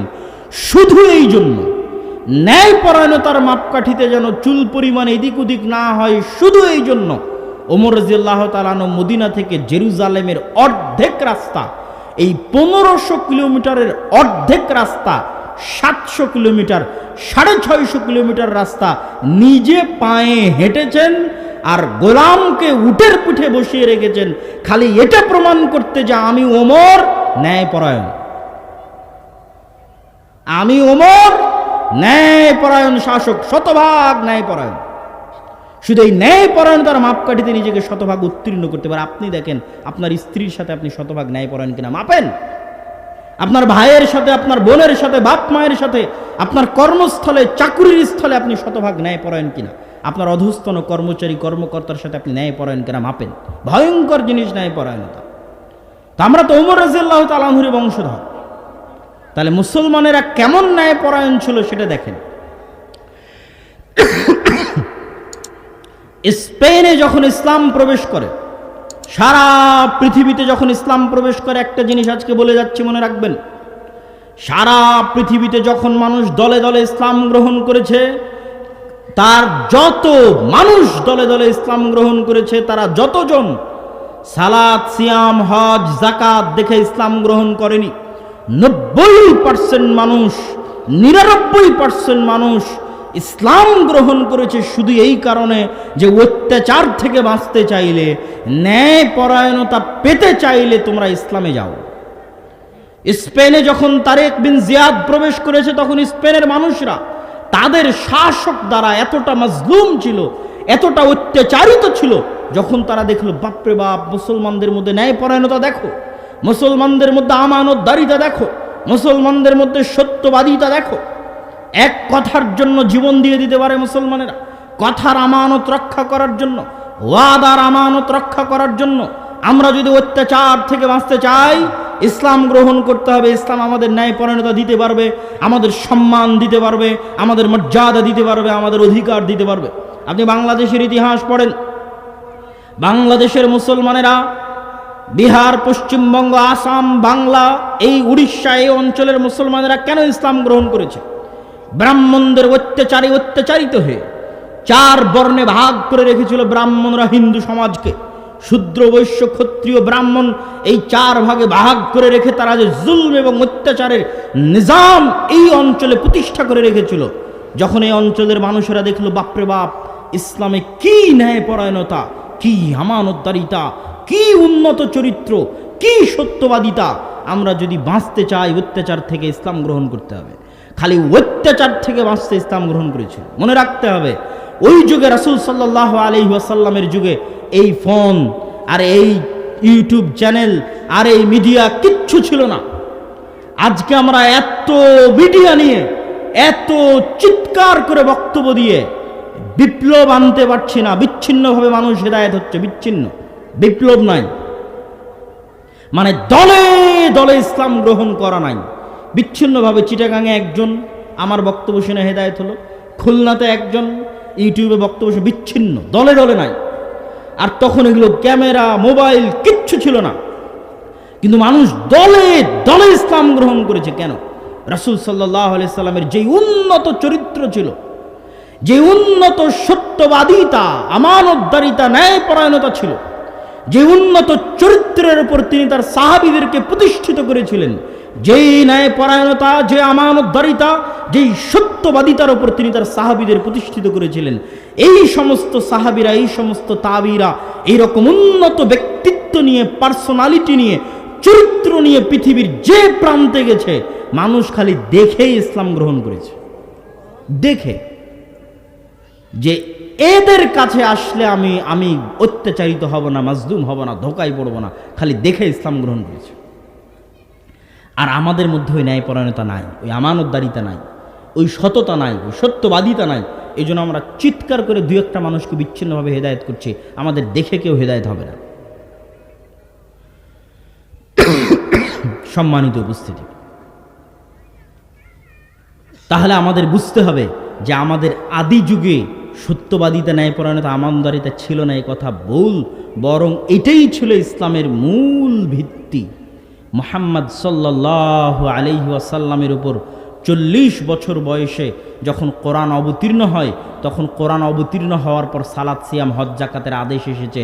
কিন্তু কোরআন অবতীর্ণ হওয়ার আগে থেকেই জন্মগত তিনি সত্যবাদী, জন্মগত তিনি আমানতদার, জন্মগত তিনি ন্যায়পরায়ণ। কোরআন অবতীর্ণ হওয়ার আগে থেকেই পুরো মক্কার মানুষ জানে মুহাম্মদ সাল্লাল্লাহু আলাইহি ওয়াসাল্লাম সত্যবাদী। গত 40 বছরে একদিনের জন্য, 1 সেকেন্ডের জন্য মিথ্যা কথা বলেননি, 1 চুল পরিমাণ মানুষের আমানতের খেয়ানত করেননি, কারো প্রতি চুল পরিমাণ অন্যায় করেননি। এটা মানুষ জানে, এটা তার উপর কোরআন অবতীর্ণ হওয়ার আগে থেকেই জন্মগত তিনি এটা। খাদিজা রাদিয়াল্লাহু তাআলা আনহা বলছেন, কাল্লা লা ইউখজিকাল্লাহু আবাদা, কখনো নহে, আল্লাহ সুবহানাহু ওয়া তাআলা আপনাকে অপমান করবেন না, আল্লাহ আপনাকে ক্ষতিগ্রস্ত করবেন না, আল্লাহ আপনাকে অপমানিত করবেন না। কেন? তাসিলুর রাহিম, আপনি আত্মীয়তার সম্পর্ক রক্ষা করেন। তাকরিজ যায়েফ, মেহমান আসলে মেহমানের মেহমানদারি করেন। তুইনু আলা নাওয়াইবিল হক, বিপদগ্রস্ত মানুষকে সহযোগিতা করেন। ওয়া তাহমিলুল কাল, যার বোঝা ভারী হয়ে গেছে তার বোঝা উঠান। এগুলো খাদিজা রাদিয়াল্লাহু তাআলা আনহা বলছে যেই দিন জিবরাইল আল্লাহর নবীর কাছে হেরা গুহায় এসেছেন, এসে জোরে চেপে ধরে বলেছেন, ইকরা ইকরা ইকরা ইকরা বিসমি রাব্বিকাল্লাযী খলাক। ওই দিন তিনি ঘরে ফিরে এসে খাদিজাকে বলছেন, জাম্মিলুনি জাম্মিলুনি। সেই দিন খাদিজা আল্লাহর নবীকে বলছেন, শোনেন, আল্লাহ আপনাকে অপমানিত করবেন না, আপনাকে ক্ষতিগ্রস্ত করবে না। কেন? আপনি আত্মীয়তার সম্পর্ক রক্ষা করেন। এটা তার জন্মগত বৈশিষ্ট্য যে তিনি আত্মীয়দের সাথে ভালো ব্যবহার করেন। মুহাম্মদ সাল্লাল্লাহু আলাইহি ওয়াসাল্লাম। তাকরিজ যায়েফ, আপনার বাড়িতে মেহমান আসলে ধনী হোক গরিব হোক, ওই মেহমানকে সম্মান করেন। আল্লাহর নবী বলছেন, মান ইউমিন বিল্লাহ ওয়াল ইয়াউমিল আখির, কেউ যদি আল্লাহকে বিশ্বাস করে, কেউ যদি পরকালকে বিশ্বাস করে, তাহলে আমি মুহাম্মদ তাকে বলে যাচ্ছি সে যেন তার বাড়িতে আসা মেহমানকে সম্মান করে। তিনি মেহমানকে সম্মান করতেন, ধনী গরিব যে মেহমানই হোক। এটা তার জন্মগত বৈশিষ্ট্য। তো এই আলা নাওয়াইবিল হক, কাউকে বিপদে পড়তে দেখলে তার সহযোগিতা এগিয়ে যান। তাহমিলুল কাল, কারো ঋণের বোঝা ভারী হয়ে গেলে অথবা চলতে ফিরতে সত্যিকার বোঝা ভারী হয়ে গেলে সেই বোঝা তিনি উঠিয়ে দিতেন। এটা মুহাম্মদ সাল্লাল্লাহু আলাইহি ওয়াসাল্লাম এই উন্নত চরিত্রের অংশীদার জন্মগত। তো তার দাওয়াত দেখে, বলো লা ইলাহা ইল্লাল্লাহ, শিরকের উপর জ্বলন্ত বক্তব্য দেখে যত মানুষ ইসলাম গ্রহণ করেছে তার চেয়ে বেশি ইসলাম গ্রহণ করেছে এই উন্নত চরিত্রের কারণে। যে এত উন্নত চরিত্র আমরা জীবনে পৃথিবীতে দেখিনি, মানুষের হতে পারে এত উন্নত চরিত্র। আর আমাদের আলেম ওলামাদেরকেই দেখেন, ফেসবুকে দেখেন আর বক্তব্যের মঞ্চে দেখেন, কত কামড়া কামড়ি, মারামারি, গালাগালি। তো কোথায় আপনি ওই বিপ্লবী কোথায় পাবেন? আর ওই আমানতদারিতা, সততা, ন্যায়পরায়ণতা কোথায় পাবেন? নাই। ওই উন্নত চরিত্র কোথায় পাবেন যেটা মুহাম্মদ সাল্লাল্লাহু আলাইহি ওয়াসাল্লামের ছিল? শুধু তাই নয়, আজ আমরা মুসলমানেরা মক্কার ওই যুগের কাফের মুশরিক কুরাইশদের চাইতেও চারিত্রিক দিক থেকে খারাপ হয়ে গেছে। কেমনে? আবু সুফিয়ান রাদিয়াল্লাহু তাআলা আনহু মক্কা বিজয়ের পূর্বে কাফের মুশরিক কুরাইশদের সর্দার ছিলেন। বদর, উহুদ, খন্দক এই যুদ্ধগুলোতে আল্লাহর নবীর বিরুদ্ধে নেতৃত্ব দিয়েছেন। বদরের যুদ্ধে মুসলমানদের সেনাপতি আল্লাহর নবী, আর মক্কার কাফের মুশরিকদের সেনাপতি আবু জাহাল, আর আবু জাহালের সহযোগী আবু সুফিয়ান। উহুদের যুদ্ধে মুসলমানদের সেনাপতি মুহাম্মদ সাল্লাল্লাহু আলাইহি ওয়াসাল্লাম, আর মক্কার কাফের মুশরিকদের সেনাপতি আবু সুফিয়ান। খন্দকের যুদ্ধে আবু সুফিয়ান সারা আরব থেকে 10,000-এর অধিক গোত্র নেতা, উপনেতা, দলনেতা জমা করে গোটা মদিনাকে ঘেরাও করে রেখেছে 1 মাসের জন্য। আবু সুফিয়ান এই 1 মাসে মদিনাকে ধ্বংস করবে, মুহাম্মদ সাল্লাল্লাহু আলাইহি ওয়াসাল্লামকে হত্যা করবে। এই আবু সুফিয়ান তার কাফের অবস্থায়, তার মুশরিক অবস্থায় তৎকালীন বাদশাহ হিরাক্লিয়াস জেরুজালেমে রোমান সম্রাটের অধিপতি হেরাক্লিয়াসের দরবারে হেরাক্লিয়াস আবু সুফিয়ানকে জিজ্ঞেস করতেছে, বলো মুহাম্মদ সাল্লাল্লাহু আলাইহি সাল্লাম সম্পর্কে কি জানো? 7টা থেকে 8টা প্রশ্ন করেছে আবু সুফিয়ানকে হেরাক্লিয়াস। তখন আবু সুফিয়ান রাদিয়াল্লাহু তাআলা আনহুর জীবনের স্বপ্ন যখন তাকে জিজ্ঞেস করা হচ্ছে, তখন আবু সুফিয়ানের জীবন মরণের স্বপ্ন মুহাম্মদ সাল্লাল্লাহু আলাইহি ওয়াসাল্লামকে হত্যা করা, মুহাম্মদ সাল্লাল্লাহু আলাইহি সাল্লামকে দুনিয়া থেকে বিদায় করে দেওয়া, ইসলামকে ধ্বংস করা, মদিনাকে ধূলিসাৎ করা। এটা তার জীবন ও মরণের স্বপ্ন। এই রকম অবস্থায় হিরাক্লিয়াস আবু সুফিয়ানকে জিজ্ঞেস করতেছে তার চিরশত্রু মুহাম্মদ সম্পর্কে সাল্লাল্লাহু আলাইহি ওয়াসাল্লাম। তো আবু সুফিয়ান রাদিয়াল্লাহু তাআলা আনহু বলছেন, আমার যদি মিথ্যা বলতে লজ্জা না হতো তাহলে আমি আজকে মিথ্যা বলতাম, কিন্তু আমি মিথ্যা বলতে লজ্জা পাই। এই জন্য আমার চিরশত্রু, যাকে হত্যা করা আমার জীবনের টার্গেট, যার ইসলামকে ধ্বংস করা আমার জীবনের টার্গেট, যার মদিনাকে ধূলিসাৎ করা আমার জীবনের লক্ষ্য উদ্দেশ্য, তার বিরুদ্ধে আমি আবু সুফিয়ান মিথ্যা বলিনি। এবার নিজেকে মাপেন, আবু সুফিয়ান কাফের মুশরিক অবস্থায় মুহাম্মদ সাল্লাল্লাহু আলাইহি ওয়াসাল্লাম সম্পর্কে মিথ্যা বলেনি। আর আজকের যে কোনো রাজনৈতিক দল বলেন, আলেম ওলামা বলেন, দল বলেন, সংগঠন বলেন, যে কোনো পর্যায়ের দায়িত্বশীলকে জিজ্ঞেস করলে সে আরেকজনের নামে মিথ্যা বলবে, মিথ্যা অপবাদ দিবে, গীবত করবে চোখ বন্ধ করে। আর আবু সুফিয়ান কাফের মুশরিক অবস্থায় তার চিরশত্রু মুহাম্মদ সাল্লাল্লাহু আলাইহি ওয়াসাল্লাম সম্পর্কে মিথ্যা বলেনি, মিথ্যা বলতে লজ্জা পেত। তাহলে যে কাফের মুশরিক অবস্থায় মিথ্যা বলতে লজ্জা পায়, ও ইসলাম গ্রহণ করলে কত সত্যবাদী হবে, কত আমানতদার হবে, কত ন্যায়পরায়ণ হবে। সে আবু সুফিয়ানেরই ছেলে মুআবিয়া রাদিয়াল্লাহু তাআলা আনহু, তাদেরই বংশধর উমাইয়া, যারা শাসন করেছে ওমর বিন আব্দুল আজিজ থেকে প্রায় 100-150 বছর যারা শাসন করেছে, গোটা মুসলিম এরিয়া যারা দখল করে, যারা মিথ্যা বলা জানতই না, মিথ্যা ওদের রক্তের মধ্যেই ছিল না। ন্যায়পরায়ণতা এবং সততা আমানতদারিতা ওদের জন্মগত স্বভাব। সম্মানিত উপস্থিতি, তাহলে আমরা আমাদের এই আলোচনাটা একটু গুটিয়ে নিয়ে আসি যে আমরা মুসলমানেরাও সততা আমানতদারিতা ন্যায়পরায়ণতায় পৃথিবীর সর্বোচ্চ শিখরে ছিলাম, আজ পৃথিবীর সর্বনিম্ন স্তরে। তো ইয়াকুব আলাইহিস সালাম, ইসহাক, ইব্রাহিম তারাও সৎ, আমানতদার, ন্যায়পরায়ণ, সত্যবাদী ছিলেন। আরে সত্যবাদী না হলে কি ইউসুফ আলাইহিস সালাম এমনি বলে? বাদশাহ ইউসুফ আলাইহিস সালামকে বলেছে ঠিক আছে তোমাকে মুক্ত করে দিলাম। ইউসুফ আলাইহিস সালাম বলছে না, আমি মরা পর্যন্ত জেলে থেকে যাব, যতদিন না যারা আমাকে অপবাদ দিয়েছিল তারা প্রকাশ্যে ক্ষমা না চাবে ততদিন আমি ইউসুফ জেল থেকে বের হব না। 7 বছর হয়ে গেছে জেল খাটা। তাহলে ব্যক্তিত্বের মাপকাঠি কত উন্নত, সত্য বলা, ন্যায়পরায়ণতার মাপকাঠি কত উন্নত যে 7 বছর জেলে যদি আমাদেরকে রাখা হয় আর বলা হয় আজকে তোমাকে ছেড়ে দিলাম, আমরা দৌড়ে বের হয়ে যাবো জেল থেকে। আর উনি বলছেন না, যারা আমার উপর অপবাদ দিয়েছে ওদের ক্ষমা চাইতে বলো, মরা পর্যন্ত জেলে থেকে যাও, আমার সম্মান আগে, মর্যাদা আগে।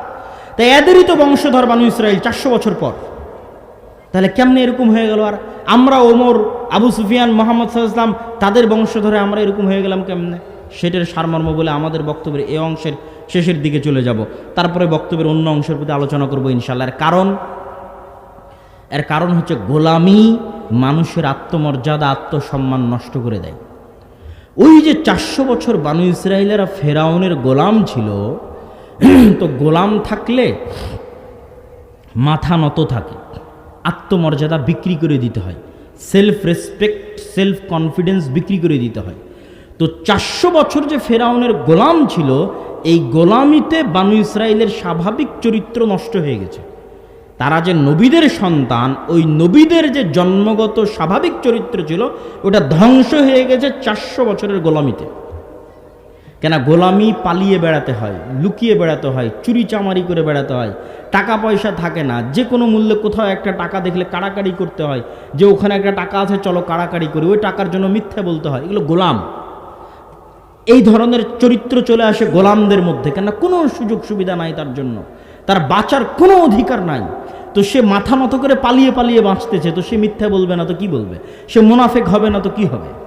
এইরকম যারা গোলাম হয় ওরা সামান্য কিছু নিয়ে কাড়াকাড়ি মারামারি লেগে যেতে পারে। এরাই বলতে পারে তোমার আল্লাহকে না দেখলে ঈমান আনবো না, তুমি আর তোমার আল্লাহ গিয়ে যুদ্ধ করো। এরকম ছোট মন মানসিকতা হয়ে গেছে গোলামি করতে করতে।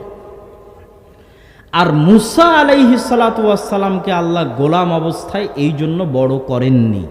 মুসা আলাইহিস সালামকে আল্লাহ আগেই ফেরাউনের বাড়িতে পাঠিয়ে দিয়েছেন, আর ফেরাউনের বাড়িতে মুসা আলাইহিস সালাম রাজপুত্র হিসেবে পরিপূর্ণ স্বাধীনতা, মান সম্মান, আত্মমর্যাদা, আত্মসম্মান, সেলফ রেসপেক্ট, পার্সোনালিটি, ব্যক্তিত্ব নিয়ে বড় হয়েছে, যেটার উপর স্বাভাবিক একটা মানুষ থাকে, যেটার উপর তার বাপ দাদা ইউসুফ, ইব্রাহিম, ইসহাক, ইয়াকুব তারা উপস্থিত ছিল, সেটার উপর তিনি বড় হয়েছে। উনি গোলাম অবস্থায় বড় হয়নি, এই জন্য আল্লাহ ওনাকে গোলাম অবস্থায় বড় করেনি।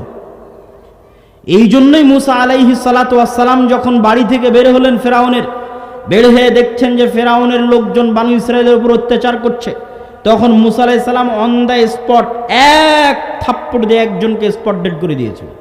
তো এই এক থাপ্পড় মারার জাজবা গোলামের মধ্যে জীবনে আসবে না, গোলাম সাহসী করবে না এই থাপ্পড় মারা। কিন্তু যেহেতু উনি গোলাম ছিলেন না, ফেরাউনের বাড়িতে মানুষ হয়েছেন স্বাধীনভাবে, সম্মানের সাথে, মান সম্মানের সাথে, এই জন্য ওনার সাথে বানু ইসরাইলের মিলত না। ওনার জীবনযাপন চিন্তা ভাবনা একরকম, আর যে বানু ইসরায়েলদের ওনাকে নবী করে দেওয়া হয়েছে এরা তো গরু ছাগলের মতো গোলাম অবস্থায় বড় হয়েছে। এরা আর কি করবে? এরা কথায় কথায় ধোকা দেয়, কথায় কথায় মারামারি করে, কথায় কথায় কামড়াকামড়ি করে। এবার আপনি বুঝে গেছেন আমাদের বাঙালিদের অবস্থা। আমরাও ব্রিটিশদের গোলামি করেছি কত বছর? 200, 250, 300 বছর। ব্রিটিশরা আমাদের পিটিয়ে নীল চাষ করিয়েছে। জমির মালিকানা পর্যন্ত ছিল না। কি বলেন আপনি? এসএ পর্চা, সিএস পর্চা খুঁজে দেখেন যে যেই জমিদারের নামে খাজনা দিতেন তার নামে জমি। জমির মালিকানা তো আসছে শেরে বাংলা একে ফজলুল হকের সরকারের সময়, যখন জমিদারি প্রথা বিলুপ্ত করা হয়। আর ব্রিটিশরা আমাদের আজীবন শাসন করেছে ডিভাইড অ্যান্ড রুল। তোরা মারামারি কর, 2 ভাগে ভাগ করে দে, মারামারি কর। তো যখনই আপনি মারামারি করবেন একটা টাকার জন্য, 2টা পয়সার জন্য, তখন কি বলবেন? মিথ্যা বলবেন, দুর্নীতি করবেন, স্বাভাবিক। এই মিথ্যা বলতে বলতে, দুর্নীতি করতে করতে আর মাথা নত থাকতে থাকতে রক্তের মধ্যে ঢুকে গেছে। মিথ্যা বলা, দুর্নীতি করা, ধোকা দেওয়া রক্তের মধ্যে ঢুকে গেছে। 300 বছরের গোলামিতে। এটার আরো একটা প্রমাণ দিই। আফ্রিকার মুসলমান যারা স্পেন, ফ্রান্স, ইতালির গোলাম ছিল, আমরা যেমন ব্রিটিশদের গোলাম ছিলাম, তো ব্রিটিশরা আমাদেরকে যেই পরিমাণ জুলুম অত্যাচার করেছে তার চেয়ে 1000 গুণ বেশি অত্যাচার আফ্রিকান মুসলমানদের উপর এই ইউরোপিয়ান কান্ট্রিগুলো করেছে। এই জন্য আফ্রিকান মুসলমানদের স্বাভাবিক চরিত্র আরো খারাপ হয়ে গেছে, আরো ধ্বংস হয়ে গেছে। মানে ওরা আমাদের চাইতে মিথ্যা বলতে আরো পটু, আরো ধোকা, আরো ছিনতাই, আরো 2 নম্বরে, আরো দুর্নীতিতে আরো পটু। কেন? ওদের উপর ফ্রান্স, ইতালি, স্পেন আরো ভয়ঙ্কর রকমের জুলুম গোলামি চালিয়েছে। 200, 250, 300 এখনো মুক্তি দেয়নি। আমাদেরকে তো নাম কাস্তে হলো ব্রিটিশরা মুক্তি দিয়ে গেছে, ওদেরকে এখনো মুক্তি দেয়নি। এই যে আপনি ফ্রান্সের রাজধানী, ফ্রান্সের আইফেল টাওয়ারের আশেপাশে যখন দেখবেন, যে ইতালির রাজধানীতে যখন দেখবেন যে এখানে ছিনতাইকারী কয়জন, তারা কোন ধর্মের অনুসারী, যখন দেখবেন তখন বুঝবেন যে এটা কোত্থেকে আসছে, কিভাবে আসছে, মুসলমানেরা কেন এটার সাথে সম্পৃক্ত। আপনি যখন ইন্ডিয়ার জরিপ করবেন, যে ইন্ডিয়াতে যদি মামলা থাকে চুরি, ছিনতাই, ডাকাতি, রাহাজানি, খুন খারাপি, তার কত % মুসলমানদের নামে আর কত % হিন্দুর নামে, তখন আপনি বুঝবেন যে গোলামির কারণে কি হয়, স্বাভাবিক সম্মান না থাকলে কি হয়, মর্যাদা না থাকলে কি হয়, গোলামি মানুষকে কত নিম্ন লেভেলে নামিয়ে দিতে পারে সেটা দেখবেন। তো বানু ইসরায়েলদের স্বভাব চরিত্র খারাপ হয়েছে গোলামিতে, আমাদেরও স্বভাব চরিত্র ধ্বংস হয়ে গেছে গোলামিতে। কিন্তু এখন বের হয়ে আসতে হবে। এই জন্য আল্লামা ইকবাল ইউরোপ সফর করার পর বলেছিলেন, সাবাক ফিরসে পর সাদাকাত কা, শুজাআত কা, আদালত কা, লিয়া যায়গা তুঝসে কাম, দুনিয়া কি ইমামত কা। মুসলমানেরা, তোমাদের মধ্যে সালাত, সিয়াম, হজ, যাকাত সবই আছে, খালি তোমরা সত্য বলাটা ভুলে গেছো। কেউ আর সত্য বলা জানো না, সকাল সন্ধ্যে সবাই মিথ্যা বলছো। তোমরা কি ভুলে গেছো? আদালত, ন্যায় পরায়ণতা ভুলে গেছো। সবাই অত্যাচার করছো, মারামারি, কাটাকাটি, গিবত, তহমত। আলেম ওলামাদেরই অবস্থা দেখেন, সাধারণ পাবলিক তো বহু দূরে থাক। বাঙালিরা কেমন কামড়াকামড়ি করে সেটা তো আলেম ওলামাদের দেখলে আপনারা বুঝতে পারবেন। তো সাধারণ জনগণ তো বহু দূরে। তো আদালত, ন্যায় পরায়ণতা নাই। কাকে কতটুকু মান সম্মান দিতে হবে, হুঁশ করে কতটুকু কথা বলতে হবে, এটা নাই। গোলামির কারণে এগুলো সব ধ্বংস হয়ে গেছে। সেলফ রেসপেক্ট, আত্মমর্যাদা, ব্যক্তিত্ব, পার্সোনালিটি ধ্বংস হয়ে গেছে, সবাই নিচে নেমে গেছে। তাহলে সাবাক ফিরসে পার সাদাকাত কা, সত্য বলা শিখো, আদালত কা, ন্যায় পরায়ণতা শিখো, আমানতদারিতা শিখো, লিয়া যায়গা তুঝসে কাম, দুনিয়া কি ইমামত কা। যদি এই 3টে জিনিস আবার তোমাদের মধ্যে ফিরে আসে, তাহলে তোমরা পুনরায় দুনিয়ার নেতা হয়ে যাবে। আল্লাহ তোমাদের বানিয়ে দিবে, ইনশাআল্লাহ বানিয়ে দিবে। এই জিনিসগুলো নাই আমাদের। এবং আপনি জরিপ করে দেখবেন যে অঞ্চলের মুসলমানেরা গোলামি করেনি, ওরা এই 3টে বৈশিষ্ট্যের উপর আছে। আপনি আফগানিস্তানে যান, পাঠানদের কাছে যান, ব্রিটিশদের গোলামি কবুল করেছিল না? সোভিয়েত ইউনিয়নের গোলামি কবুল করেছিল না আমেরিকার গোলামি কবুল করেছিল? ফলত ওরা স্বাভাবিক এই 3টে বৈশিষ্ট্যের উপর আছে। যে কোনো পাঠানকে যদি আপনি মজাকের ছলেও বলেন যে কালকে তোমার বাড়িতে আসতেছি দুপুরের সময়, আর দুপুরের সময় না যান, তো এই একটা মুখের কথা যেটা আপনি মজাকের ছলে বলছেন, কেন বাঙালির কাছে তো কথার দাম নাই। সকাল সন্ধ্যা মিথ্যা বলে অভ্যস্ত, সকাল সন্ধ্যা ফাঁকি ধোকা দিয়ে অভ্যস্ত। তো ওর কাছে এই সামান্য এই কথাটুকুর এত দাম যে একজন মুসলমান বলল কাল দুপুরে সে আমার বাড়িতে আসবে, তো আসেনি কেন, এর আগে আপনাকে গুলি করে উড়িয়ে দিবে। এরকম ঘটনা আছে। পাঠানদের মধ্যে এরকম ঘটনা আছে যে আপনি কোনো পাঠানকে মজাকের ছলেও যদি বলেন কাল দুপুরে তোমার বাড়িতে আসবার না যান, তাহলে আপনাকে গুলি করে উড়িয়ে দিবে, কেন ওরা মিথ্যা বলা জানে না। কথা দিলে কথা রক্ষা করা জানে, ন্যায়পরায়ণতা আমানতদারিতা জানে, কেন ওরা কোনোদিন গোলামিই করেনি। আর আমরা গোলামি করতে করতে আমাদের স্বাভাবিক চরিত্র ধ্বংস হয়ে গেছে। সম্মানিত উপস্থিতি, তাহলে আমি বলছিলাম মুসলমানের আজকের পৃথিবীতে অধঃপতন, গোলামির শিকার তিনটে কারণে। তার এক নম্বর কারণ চারিত্রিক অধঃপতন। চারিত্রিক অধঃপতন মানে বেহায়াপনা, বেলেল্লাপনার কথা বলিনি। চারিত্রিক অধঃপতন মানে ন্যায়পরায়ণতা নাই, আমানতদারিতা নাই, সত্যবাদিতা নাই। আজ থেকে সত্য বলার চেষ্টা করেন। এতদিন মিথ্যা বলে ইনকাম করেছেন, যেখানে সেখানে মিথ্যা বলেছেন, বন্ধ করে দেন। সত্য বললে যদি জীবনও চলে যায় তবুও সত্য বলবেন। সন্তান সন্ততিকে সত্য বলা শিখাবেন। ন্যায়পরায়ণতা বাস্তবায়ন করেন। স্ত্রীর প্রতি ন্যায়পরায়ণ হন, ভাই বোনের প্রতি ন্যায়পরায়ণ হন, পিতা মাতার প্রতি ন্যায়পরায়ণ হন, কর্মস্থলে ন্যায়পরায়ণ হন, সন্তান সন্ততিকে ন্যায়পরায়ণতা শিখান। তাহলে ব্যক্তিত্ব আসবে, নেতৃত্ব নিতে পারবে, দেশের নিতে পারবে, জাতির নিতে পারবে, গোলামি থেকে মুক্তি পাবে। আমানতদারিতা শিখেন। কি মসজিদ, কি মাদ্রাসা, কি ইসলামী দল সংগঠন, সব জায়গায় এটার প্রতি আপনারা ফোকাস দেন, চাপ দেন, চর্চা করেন। ন্যায়পরায়ণতা, আমানতদারিতা, সত্যবাদিতা এবং সততা। আমার বক্তব্যের শেষের দিকে মসজিদ ভিত্তিক দিন শিক্ষা নিয়ে দুই একটি কথা বলে আমার বক্তব্য শেষ করব ইনশাআল্লাহুল আজিজ।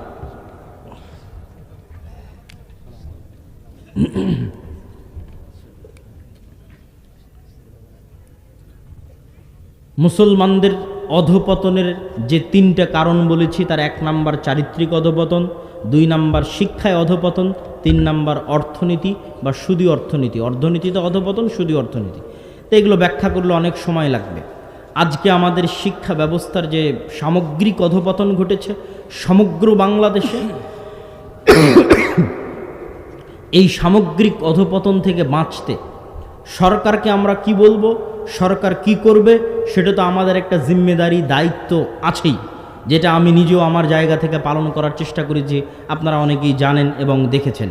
কিন্তু আমাদের জায়গা থেকে আমাদেরকে উদ্যোগ নিতে হবে যে এটা সেই যুগ যখন ব্রিটিশরা এই দেশে এসে দখল করেছিল, যখন আমাদের বাপদাদা বলেছিল মসজিদে মক্তব চালু করতে হবে।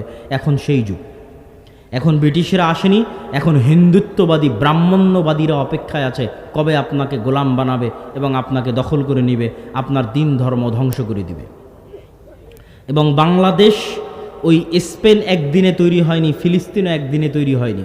তো বাংলাদেশ যেই রকম ভয়ঙ্কর ভৌগোলিক অবস্থার মধ্যে বসবাস করে, এই বাংলাদেশের ভাগ্য ফিলিস্তিনের মতো, স্পেনের মতো হতে সময় লাগবে না। সকল কারণ এবং অবস্থা বজায় আছে।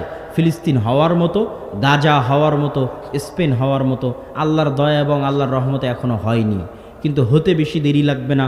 এই জন্য ভবিষ্যৎ প্রজন্মের ঈমান বাঁচাতে, দিন বাঁচাতে, আপনার দিনকে আপনি যত শক্তভাবে অনুসরণ করবেন তত দ্রুত আপনার মুক্তি।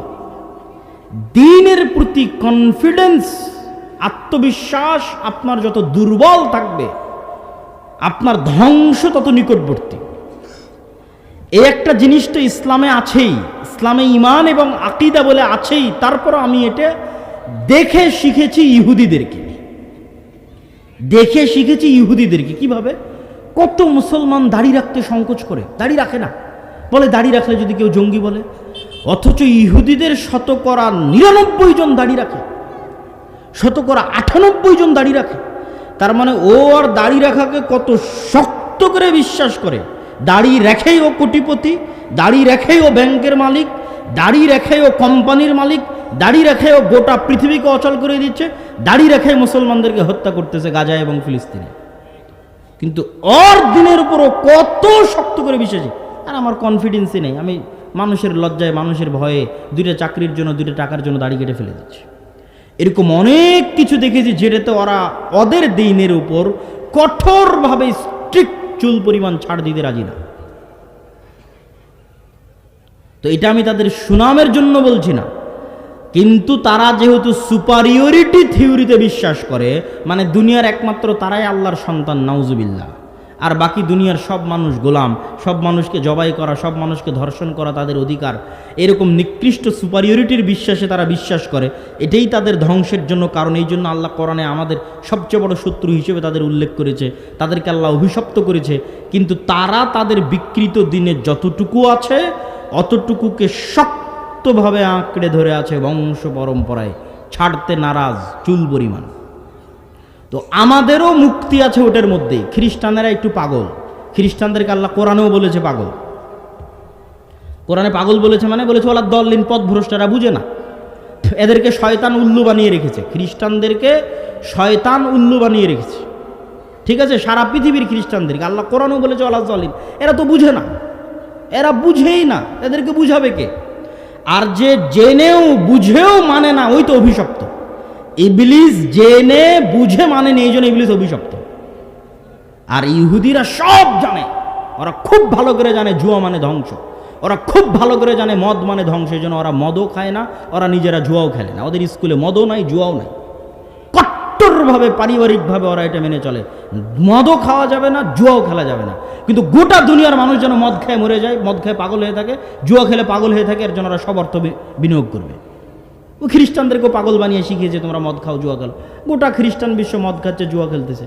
প্রত্যেকটা খ্রিস্টান নগরীতে দেখবেন পাবস আছে, জুয়ার মদের বার আছে ভরা। কিন্তু ওরা নাই এর মধ্যে, ওরা আর 5 সীমানাতে নাই। ওরা পড়াশোনা জ্ঞান বিজ্ঞান নিয়ে ব্যস্ত।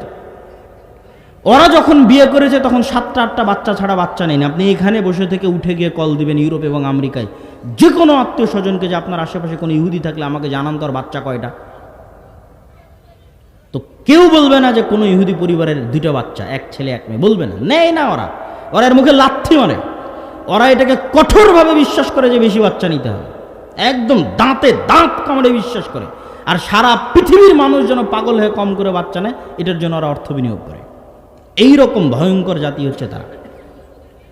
তো আমরা মুসলমানেরা শিক্ষায় এবং জ্ঞানে পিছিয়ে আছি, এবং আমাদের সন্তানেরা এই জিনিসগুলো বুঝে না। আমরা আমাদের দিনকে শক্তভাবে আঁকড়ে ধরে রাখতে পারি না। তো দিনকে শক্তভাবে আঁকড়ে ধরে রাখতে হলে, পরবর্তী প্রজন্মকে আঁকড়ে ধরে রাখাতে হলে চলমান যে শিক্ষা ব্যবস্থা আছে, এই শিক্ষা ব্যবস্থার বিপরীতে মসজিদ ভিত্তিক দিন শিক্ষার কোনো বিকল্প নাই। প্রত্যেকটা মসজিদে দিন শিক্ষাকে শক্তিশালী করতে হবে, মজবুত করতে হবে। আজকের যারা এই প্রোগ্রাম আয়োজন করেছে, আমিও হয়তো তাদেরকে বলে বুঝাতে ব্যর্থ। আমি তাদেরকে যদিও অঞ্চলে সফর দিয়েছি, মক্তব উদ্বোধন করেছি, এবং আলহামদুলিল্লাহ যে মক্তব উদ্বোধন করেছি সেখানে ভালো ছাত্রছাত্রী হয়, আগে থেকেই হতো। আসার পরে আরেকটু বেশি বেড়েছে আলহামদুলিল্লাহ, এবং আমাদের প্রশিক্ষণ চলতেছে দাওয়ায়ে ইলাল্লাহর পক্ষ থেকে। রাজশাহীতে এবং আরও ভবিষ্যতে প্রশিক্ষণ হবে, চলমান আছে। কিন্তু যারা এই প্রোগ্রামের আয়োজন করেছে তাদের উদ্দেশ্য সহ যারা বসে আছে সকলকে, যে যেখানে দাওয়াতি কাজ করেন, আমার করজোরে অনুরোধ থাকবে, আপনি যেই হন না কেন, আপনার মূল দাওয়াতি কাজের ফোকাস রাখেন শিক্ষায়, মূল দাওয়াতি কাজের ফোকাস রাখেন জ্ঞানে। আমি কত রকম করে এই জিনিসটা বোঝানোর চেষ্টা করি, কত উদাহরণ দিয়ে তার হিসাব নাই। তার মধ্যে একটা উদাহরণ নতুন দিচ্ছি ইদানিং, যে যদি এই রকম জালসা সম্মেলন দিয়ে কোনো বেশি উপকার হতো, মানে খুব ভালো উপকার হতো, তাহলে ব্রাক আর খ্রিস্টান মিশনারিরা খালি জালসার সম্মেলনই করে বেড়াতো। কথা মনে বুঝতে পারেননি আমার? তো ব্রাক আর খ্রিস্টান মিশনারি এখন পর্যন্ত একটা সম্মেলনে যে করলো না খ্রিস্টান মাযহাব প্রচার করার জন্য, বুঝেননি মনে হয় আমার কথা? একটাও তো করেনি আর খ্রিস্টান ধর্ম প্রচার করে, একটা জালসাও করেনি, ব্রাকও করেনি। করেছে কি? শিক্ষা, শিক্ষা, সিলেবাস, স্কুল বানাতে হবে, কলেজ বানাতে হবে, গ্রামে গ্রামে প্রাথমিক স্কুল তৈরি করে দিতে হবে ব্রাকের, যেখানে ছেলেমেয়েরা এসে শিখবে নাচ গান। শিক্ষা অন্তত তাদের দেখে শিখেন যে এইটা টেকসই নয়। জালসা দিয়ে মানুষকে দিক নির্দেশনা দেওয়া যায়, কিন্তু এটা টেকসই নয়। এখন উঠে গিয়ে সবাই ভুলে যাবে। টেকসই ওঠেই যখন আপনার সন্তান সন্ততিকে আপনি মসজিদে, শতভাগ মুসলমানের সন্তানকে মসজিদে ন্যূনতম দিনের জ্ঞান দিতে পারবেন, ওটাই টেকসই, ওটাই টিকে থাকবে, তার মরা পর্যন্ত টিকে থাকবে। যতটুকু শিখবে অতটুকু নিয়ে পরবর্তী প্রজন্ম চলবে। অতএব ওটার প্রতি ফোকাস করেন, বাড়ি থেকে ধরে ধরে নিয়ে এসে যাচাই করে বাছাই করে দেখেন যে কোন ছেলে কোরআন শিখেছে, কে শিখেনি, কে দিন শিখেছে, কে শিখেনি। তাকে হয় তার বাপ মা বাড়িতে প্রাইভেট দিয়ে শিখাক, না হয় আপনি মসজিদে নিয়ে এসে মক্তবের মাধ্যমে শিখান। এই জন্য মসজিদ কমিটির প্রতি আমার উদাত্ত আহ্বান থাকবে যে আমরা উন্নয়ন মানে বুঝি বিল্ডিং করা, উন্নয়ন মানে বুঝি বাহ্যিক চাকচিক্য। মুসলমানদের এটা একটা বড় পাগলামি যে তারা মনে করে উন্নয়ন মানে বাহ্যিক চাকচিক্য, রাস্তাঘাট, ব্রিজ, কালভার্ট। কিন্তু বাকি মানুষজন যে সব জাহেল মূর্খ হয়ে থেকে গেল, দেশে চিকিৎসা করানোর মতো কোনো ডাক্তার নাই, কয়দিন পর হয়তো আরও থাকবে না, তখন আপনার এখানে রাস্তাঘাট স্বর্ণের, কিন্তু ক্লিনিকে চাকরি করবে চায়নার ইন্ডিয়ান ডাক্তার। কেননা পাতিরা ডুমনিতে তো কোনো ডাক্তারই তৈরি হয়নি, রাস্তা বানিয়ে দিয়েছে স্বর্ণের। তাহলে বুঝলেন কি মানে গোলামি কোনটা? শিক্ষায় পিছিয়ে থাকাটাই গোলামি। তাহলে আপনি মসজিদ করে দিলেন চাকচিক্য, স্বর্ণ, টাইলস, এসি, আর মসজিদের আশেপাশের সব মুসল্লি, যুবক ছেলেপেলে, কিশোর, free fire, PUBG, YouTube, Facebook, অশ্লীল মুভি, মদ, জুয়া, নেশা, গান বাজনা ইত্যাদিতে ব্যস্ত। আর এখন তো গান বাজনা প্রমোট করা হচ্ছে সরকারিভাবে। আলিয়া মাদ্রাসাগুলোতে পর্যন্ত সংস্কৃতির ক্লাসের নামে গান বাজনা শেখানো হচ্ছে। ওয়ালিয়াজ বিল্লাহ, ভয়ঙ্কর পর্যায়ে চলে গেছে আমাদের জাতি। সেই জায়গায় যদি আপনারা শিক্ষায় ফোকাস না দেন তাহলে ভবিষ্যৎ অন্ধকার। অতএব যারা এখানে উপস্থিত হয়েছেন, যারা অনুষ্ঠান আয়োজন করছেন, প্রত্যেকের প্রতি উদাত্ত আহ্বান, মসজিদ ভিত্তিক দিন শিক্ষাকে মজবুত করেন। আদ-দাওয়া ইলাল্লাহ এটা নিয়ে দেশব্যাপী কাজ করছে। আপনার শিক্ষক আমাদের ট্রেনিংয়ে আসবে, যাতায়াত খরচও লাগবে না, থাকা খাওয়াও লাগবে না, সবই দাওয়া ইলাল্লাহ জামিয়া সালাফিয়া বহন করবে, যেন সে শিখে গিয়ে আপনার সন্তানকে ভালো দিন এবং ভালো কোরআন দ্রুত শিখিয়ে দিতে পারে। এটা নিয়ে আমরা দেশব্যাপী কাজ করতেছি, আপনাদের অঞ্চলেও এসেছি। এই কাজটাকে গুরুত্ব দিয়ে এটার সাথে সম্পৃক্ত হওয়ার উদাত্ত আহ্বান জানাচ্ছি। পাশাপাশি আগামী 7 ও 8ই মার্চ আল জামিয়া সালাফিয়া, রূপগঞ্জ, নারায়ণগঞ্জ, আপনাদের এখান থেকে অনেক কাছে। আগে রাস্তাঘাট খারাপ ছিল, এখন তো চোখের পলকে যাওয়া যায়। মানুষ হাজার হাজার মানুষ আন্তর্জাতিক বাণিজ্য মেলায় আসতেছে। শুক্রবার শনিবার পা রাখার জায়গা হয় না। তো আন্তর্জাতিক বাণিজ্য মেলাতে যাওয়া যা, জামিয়া সালাফিয়াতে যাওয়া তাই। তো আন্তর্জাতিক বাণিজ্য মেলায় যদি যাওয়া যায় তো 7-8 মার্চে জামিয়া সালাফিয়ার কনফারেন্সে যাওয়া যাবে না? ইনশাআল্লাহ যেতে হবে। এটা আপনাদের ইমানি এবং নৈতিক দায়িত্ব। ওখানে দেশ এবং বিদেশের বড় বড় আলেম ওলামা, সৌদি আরব, ভারত, বাংলাদেশ, 3 দেশের আলেম ওলামা উপস্থিত থাকবেন এই 7 এবং 8 মার্চের এই সালাফি কনফারেন্সে। অত্র অঞ্চল থেকে যারা আজকের প্রোগ্রামের আয়োজক তারা দায়িত্ব নিয়েছেন, যারা আপনারা যেতে চান তারা আয়োজকদের সাথে যোগাযোগ করে একত্রিতভাবে দলে দলে উক্ত কনফারেন্সে উপস্থিত হবেন। আপনাদের প্রতি এই আহ্বান এবং এই উদাত্ত দাবি রেখে এবং মসজিদ ভিত্তিক দিন শিক্ষার প্রতি জোরদার গুরুত্ব দিয়ে বাস্তবায়ন করার দাবি রেখে আজকে আমার সংক্ষিপ্ত বক্তব্য এখানেই শেষ করছি। ওয়াখিরু দাওয়ানা আনিল হামদুলিল্লাহি রাব্বিল আলামিন। আসসালামু আলাইকুম ওয়া রাহমাতুল্লাহি ওয়া বারাকাতুহু।